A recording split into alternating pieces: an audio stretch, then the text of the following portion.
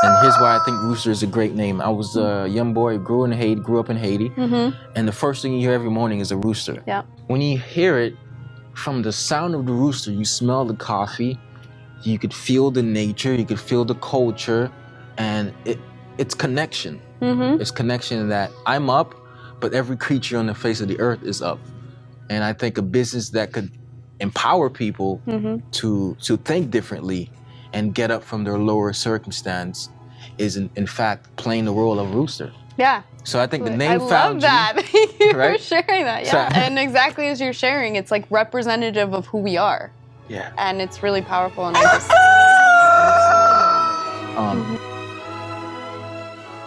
We'll get you on this show, talk about your dreams, aspirations, goals, whatever you want to discuss that's going to help somebody get better.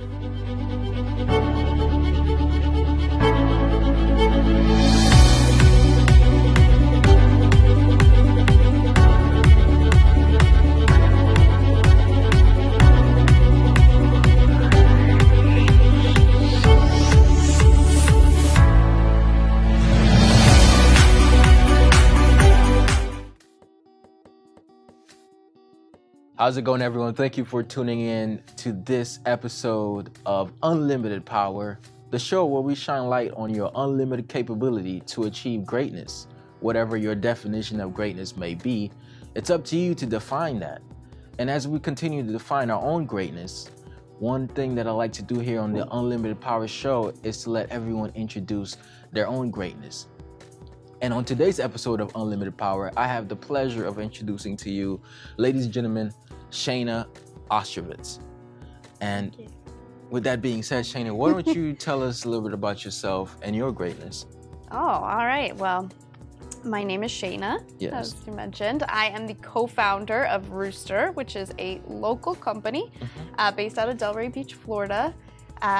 You could say we're a tech company, but we like to say we're a human company first. Yeah. We really believe in people, and we are all about bringing the human connection back into the service industry. So we work with all the best service professionals out there who work for themselves. We help support them, uplift them, and connect them to the clients looking for their services. Really at Rooster, our whole vision and why we get up every day is to help independent service providers do what they love to do every day. That's really what Rooster is about, is helping smaller business owners in the service industry conquering their dreams. If they want me to succeed, that's excellent. I would recommend Rooster to any provider just for the sake of the hassle-free scheduling and payment.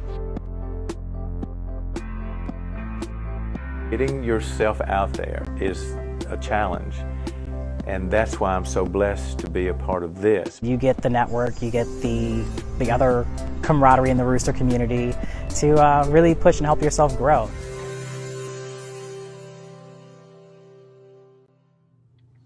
So I think that's a very just intricate thing you said. You said you're a human company. Yeah.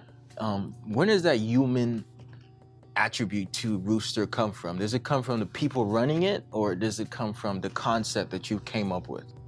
I would say both, but I mean, the concept we came up with came from us, right? Yeah. So it's kind of a organism created by the founders. Yes. But really, we believe in human connection, and we believe that people are thirsty for it, and we believe that most technology has actually created disconnection. So even though, social media says it connects you with people, we believe that those connections are pretty superficial, and that really when you look at humans and what makes us who we are and what we're looking for, it's much deeper connection. We actually call them relationships, which is different than a connection. It's a deeper way that you interact with someone.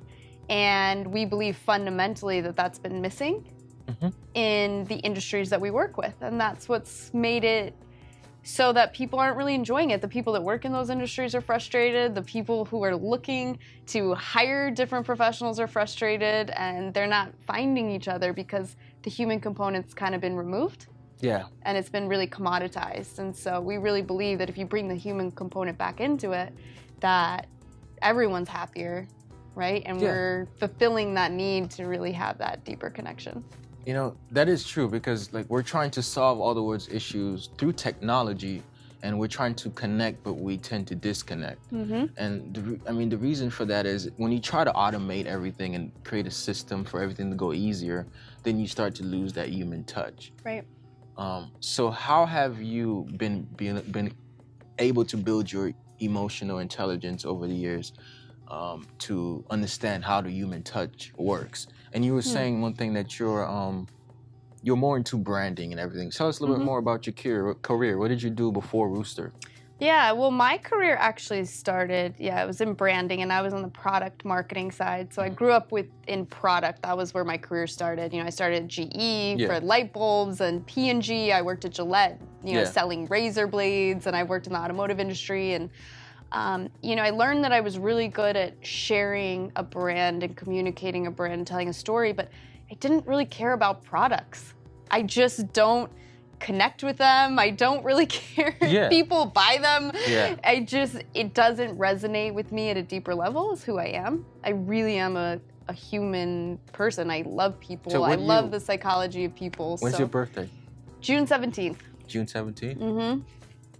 You know, I said that because everybody asks you this question. When is your birthday? What sign are you? Oh, I know. Like, I'm a Gemini, so. You see, I don't know what's supposed to be with them. I just know my sign. Okay. What's your sign? No, I'm an Aquarius. Okay. I say it because other people say it. Yeah, so if you want to figure out who I am. So who are you, Shana? Right? Where did you born? Where did you grow up? I grew up in Albuquerque, New Mexico.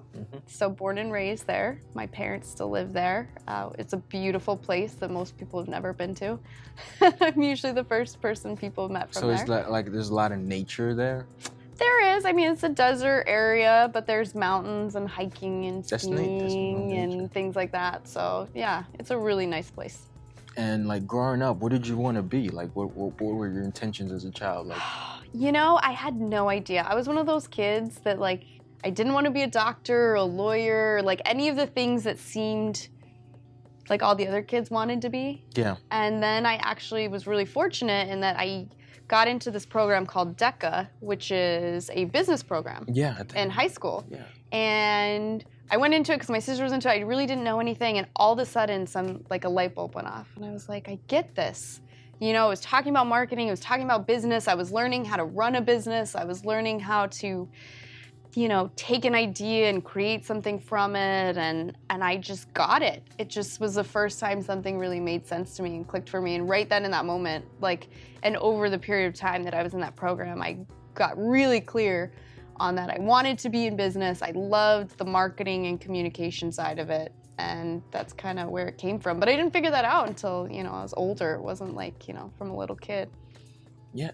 I think business opened doors for opportunities that you or your mind is already set out to create. You know, whatever that may be. It may be human connections, it may be business connections, it may be wireless connections. Yeah. So I think that one fundamental thing that happened for me is like I found out I like business in high school too by going through an FTE business program. Okay. And then I didn't know exactly what to do, but I knew that this was applicable in whatever area that I chose. So I always found that interesting. If there's any entrepreneurs watching, it's about learning the fundamental skills and then going into a focus exactly to figure out what you want to do for the rest of your life. Yeah, and I think it evolves, you know, and we kind of talked about that earlier. I think sometimes you know a little bit about what you want to do, but being open to what's there, you know, and what's going to happen in your lifetime, I think is important too. And did you ever have something that you set out to do, like intentionally, like at any point in your life? Did something like that come to you, like a mission or some sort, or just something like, I would like to do that? You know, I think I've always known that I wanted to empower other people. And I didn't really know how I was going to do that or what it looks like. And even today, I do that through Rooster, but I see that there's probably other areas of my life where I do that. I want to empower other people to, you know, find what's fulfilling to them and to, you know, transform their lives. I want to empower other women. I see such an opportunity there, especially in the space I'm in the tech world, where there's very few women, to really, you know, create more opportunities and be a voice for other people and just be able to be myself and hopefully, you know, empower other people to do that as well. You know, that's a beautiful word, empower. You know, if we don't empower each other, then those in power will always, you know, give us things that we don't want. Yeah. So we got to begin to empower others. So how did you empower yourself at first? How did you begin to empower yourself? You know, I'd have to say that I had a lot of great people around me, empowering me and helping me learn how to be comfortable as myself. And I think that's really important. And I think that, you know, having a support system, whether it's your family or friends or business partners, people that believe in you, you know, fundamentally for who you are is so important. And really leaning into that and allowing, you know, people to support you. Yeah. You know, and be there and have people that, you know, I have a lot of people that I can share with when I'm having a really bad day or having a really hard time. And I've had moments in my life where, you know, I literally felt like I couldn't stand on my own. And I'm grateful that there are people around me that believed in me and could be there, you know, to help me through that and to be a stand for me. And that's where I learned that. Yeah. You know, sometimes you learn to be a stand for yourself or for other people by observing other people doing that. So yeah, you look at another person, you see what either your reflection or a reflection of what you can be. Exactly. And if that reflection is positive, then that's always a good way to go. Yeah, definitely. And I was super fortunate. You know, my parents are very loving and supportive, and they're not business people. Yeah. I mean, they're very smart. Both my parents are educators, but they, you know, they didn't necessarily understand what I was doing or why, but they just supported me and let me do that, you know, and just like totally were behind what, you know, I was setting out to do. And I think that's so important. So some of those people include your startup team, right? Absolutely. So we're living in a new era of where you have an opportunity to get a few like-minded people, a great idea, and a whole lot of passion. And now you get into your room, and then you foster that idea into reality. Yeah. And then now we either have a tech company, a people company, or both. So what are some people in your circle within Rooster, and you know, what are the founders, and how have you guys learned, ladies and gentlemen, have learned to work together to grow this business? That's a really good question. So my two co-founders are named Patrick and Brian. Shout out to them. They're two of my best friends. Patrick and I have actually known each other for 15 years. So we went to college together and we're friends. And there's like this moment of time that we remember where we were in our student center arguing over whether finance or marketing was more important. Because I was a marketing student, he was a finance person. Now that we own a business together, it's really hilarious because they're both incredibly important and we both kind of flip sides on how we see that. But we've just been really good friends who always support each other through our different business journeys before this until now. And he and Brian actually worked together at GE for a very long time. They were both part of the FMP program. And then we all ended up working together at the same place prior to starting Rooster. And we just, you know, all had that same passion and curiosity and desire to find solutions and make things more effective and better. And we just bonded over that. And one day during lunch, we just kind of had the idea based on, you know, things we were going through. And we just said, let's go for it. You know, let's do it. And the trust that we had amongst each other allowed us to really do that. And where did the name Rooster come from? We say we help your business rise and shine. Yeah, but it was a code word for a little bit that we were using, to be totally honest. Yeah. For those of you out there. We didn't know if it was gonna be like our forever name, but we, you know, liked it and had it as kind of this placeholder that we used as we were starting to build and, you know, map out the ideas of what we wanted to do. And then all of a sudden it was just like, everybody remembered it. Everyone knows how to spell it. Everyone knows how to pronounce it. It's like this great archetype in so many cultures that totally lends itself to what we do. And it was almost like it found us, if that makes sense. Yeah. Like it was just meant to be. So yeah, that's how it was. I wish I could tell you it was so much more strategic than that. Yeah, no, I think less strategic is better. Yeah. Because, the great things usually find the right people to own them.